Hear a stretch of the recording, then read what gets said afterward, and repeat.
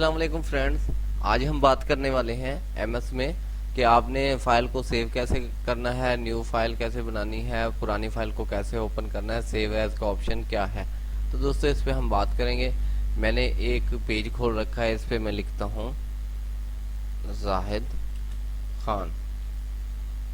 दोस्तों मैं अब इसको सेव करता हूँ। इसमें आप देखें सेव एज का ऑप्शन है। ये सबसे अच्छा होता है कि आप अपने जो है फाइल उसको किस स्टाइल पे रखना चाहते हैं ताकि आपको दोबारा एडिट करना पड़ सकता है।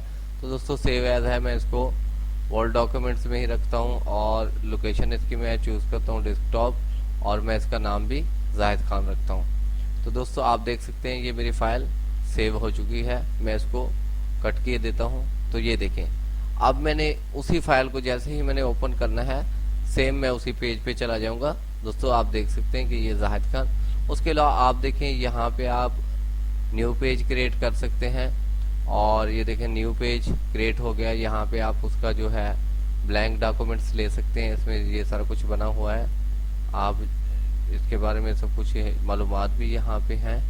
आप यहाँ पे आगे न्यू पेज ले सकते हैं, न्यू डॉक्यूमेंट्स। और उसके अलावा दोस्तों हम बात करेंगे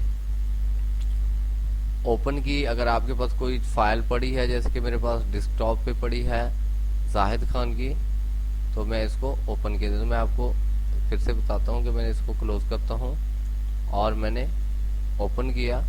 अब मैं फाइल को ओपन करने चाह रहा हूँ। तो मेरे पास डेस्कटॉप पे पड़ी थी जाहिद नाम की, तो मैं उसको ओपन करता हूँ।